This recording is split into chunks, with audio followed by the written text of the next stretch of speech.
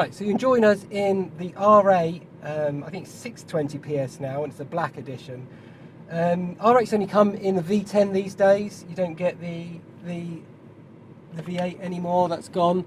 Such has been the push with performance. You know, the original R8 had 414 brake, I think, with that V8 naturally aspirated engine from that originated in the RS4, but presumably that's why also part of the reason why it was an R8 with the 8-cylinder. But as I say, you know, you can get a TT with 400 brake horsepower now, so this has 620 in a V10, and it is pretty brutal. You imagine similarities to Hurricane with the V10. It's left at the bottom, wasn't it? Do you think? Yeah, hang on. Yeah, yeah, it's left and then immediately right. Yeah, it's down there. So once again, it is just a quick drive impressions. We haven't got these cars for much more than half an hour, so I can't do the normal levels of filming and production and things like that. But got Jamie with me today, helping out, and hello. So you'll be on. Yeah, I mean, we've literally just sort of pulled out to this little quiet road to get there, and we've already sort of been grinning from ear to ear because it makes quite a noise, you could say, couldn't you? It's got so many different characters. Yeah, it does, doesn't it? Maybe we'll just put that side window up. But yeah, it does, doesn't it? Now, so you drive along now, and it's actually quite a composed little drive. But if you tickle that throttle, oh my goodness, does she wake up? I mean, it's well, it's naturally aspirated V10, isn't it? And this really is, you know, the last of an era sort of thing. I know it's last of an era for, you know, all combustion engines, generally speaking, you know, but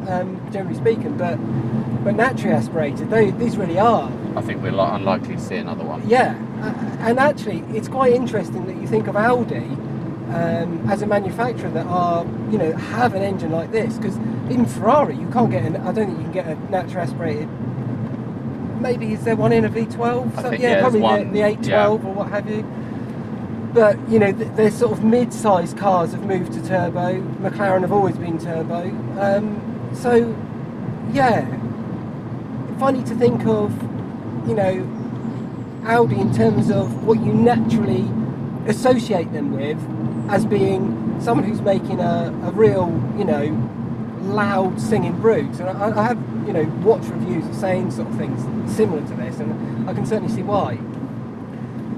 So we should get an opportunity. We'll put it in sport. Already it pumps up. The steering's sharp in this car, whatever it turns out. It's not like the RS4. I'm going to give them a little bit of breathing space. It's not like the RS4 whereby, you know, it was very docile at slow speeds. It's never very docile, this car, but it is livable. Let's literally give them a few minutes, shall we? Okay, so you ready?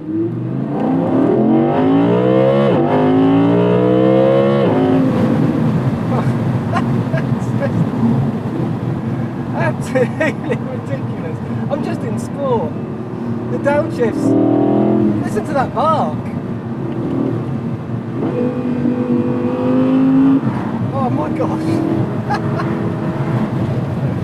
I hope you can hear us over the wind whistling around. I mean, it's doing a pretty good job considering we've got no roof at all. This is the Spyder. So, yeah, this is just on a whole nother plane. You know, you get your performance saloons are incredible, but already you can feel the stiffness in the chassis, can't you? The way the car Absolutely. is. Yeah, it's absolutely. It's just got that to it. So it's got that alive feeling, and then some. The engine is the absolute, you know, centerpiece of this car. It's a talking point, isn't it? Yeah, you'd own it just for the engine. In my mind, it's a special engine that. Yeah, it is, isn't it? I don't know if it's got any relation to the, you know, the V12 and just with 2 cylinders off, or if it's, you know, entirely ground up. Because I presume this V10 probably dates back to the original Gallardo in what, 2005. Yeah, it was a while ago. And wasn't it? yeah, and a continual development and evolved form. I mean, driving along normally, it is like a pumped up TT in that it's so usable, you know, with these gearboxes these days and things. I mean, that's the only thing you can say is that with performance, I mean, so brutal as it is today and so powerful, could you cope with a manual gearbox with 620 brake in this? I'd like to try. Yeah, you'd like to try, yeah. But probably not. Yeah, but it's a different way of doing things, isn't it? I remember reading Chris Harris talking about the R35, you know, the latest GTR, and someone saying, oh, you know, wouldn't it be great to have one of the manual box? And he was like, yes and no, really. It's not the car for that, really, sort of thing. You know, they designed it to be brutal, so it's brutal. And that's kind of the way this car's evolved in. Originally, it was an open gate and a 400 brake, or there's some V8, and you could imagine swapping cogs and enjoying things at a little bit slower pace. But this thing is just so hardcore. Yeah. And hopefully we'll get a little stretch on the way back that you can see our reactions, because we're quite mesmerised with just the rawness of it, you know? It was unexpected. Yeah. And we were expecting a lot. Having got out of a very fast car, yeah, then into this, and it still and still, yeah, that's true. Is what's so shocking. Yeah, we just got out of the, you know, the RS4, which is a stupendous car, and to be blown away still is pretty astonishing. I mean, not just like, oh, it's impressive, like it's shocking sort of thing.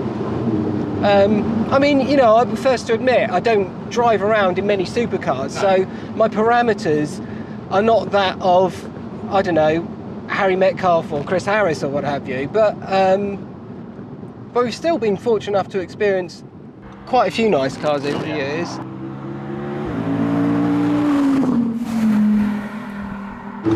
So here we go, if we're going to sport,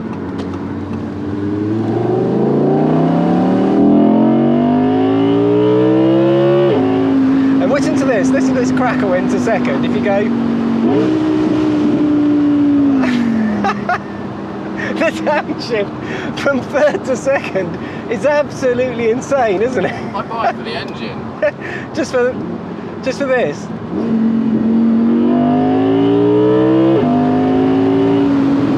What a machine! What a machine! It's got that lovely crackle as well, hasn't it? Oh my gosh. You've still got way too much of your hair to have one of these. I mean, so when we had, going way back to the channel's launch, and we had the 458, it's got that kind of spine-tingling exhaust, you know, pop, hasn't it? When you change down. I mean, the V10 era for me is like a golden era for Formula One, and you know, with a V10 in here, there's not many cars. Are there any other cars? I know we had the LFA and the, you know, the Carrera GT years ago, but I don't think there are any other V10s today. Yeah, Viper. Yeah, but they don't make it anymore. Yeah, the Hurricane, obviously. Is it in this one? So I love that bark as well. Mid-range. Yeah. Bark. That's like open the valves and the exhaust. Yeah, that almost sounds like I don't know, a deep howl, and then it's got the snap on it's really metallic sound up high. You can hear the engine. Which is what's not. It sounds almost like a old aeroplane there, doesn't it? And then you drop it down.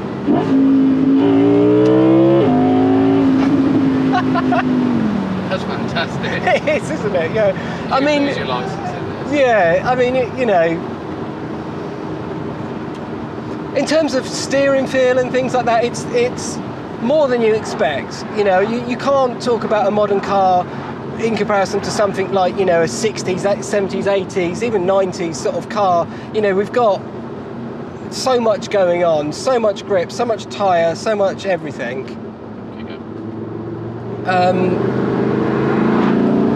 But I certainly, when you push on a little bit, you can't, you know, you've got a short period of a car, you're hardly going to explore its limits and things, but it certainly feels exciting through the fingers. You can feel waiting and you know, at no point do I feel like there's any dead spots or, you know, numbness or anything like that. That's good to know. The throttle response is insane, but I mean, you know, from an analog purist, the only thing you can argue that you lose with an auto sort of setup is the fact that unless you're in manual and you're really on it, not this one, you get that guessing point where if you press it down, it then decides what you want to do. So our first, you know, shock of experience of how brutal this car is was you just put your foot down a little bit and all of a sudden it decides, oh, you want that, do you? And you're like, whoosh, and your neck snapped back and off you go. Kick in the teeth, wasn't it? Yeah, so, and the way it snaps back, the accelerator seems to have a decent amount of travel, and then it's got a little push at the bottom, which allows it to really say, hello, you want some, do you? You know. Yeah. But yeah, it's snappy shaft. You could easily, you know, what you lose in terms of that sort of analogy, you know, nature of no electronics interference, and you gain so much in terms of just unbelievable, you know, capability. Yeah, absolutely. And it doing things to your senses in different ways. So you're getting a sensory overload from power, performance, and it's still rewarding to drive, but instead of you know, necessarily having 100% say on it, you know, everything that's happening, you know, but it's the way the combustion engine got to. It's the peak of where it arrived, and my From an oral and, yeah, that's it. Performance point of Yeah, view. from all, and what an experience it's been. Wow, won't forget this one.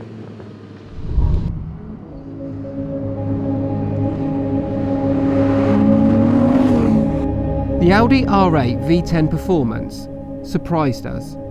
It surprised us because it really was an event to drive and experience, much more so than either of us would have expected. Of course, a sports car should always impress and excite, but the naturally aspirated V10 at its heart is a masterpiece. In the modern world, many engines have become a bit too clinical and have lost character, but this V10 has character in spades. As we said during the drive, you could entirely justify the purchase of the R8 for its engine alone. This is where the journey of the internal combustion era with Audi has taken us. It's almost difficult to believe that in just a few years' time, it will be confined to the history books.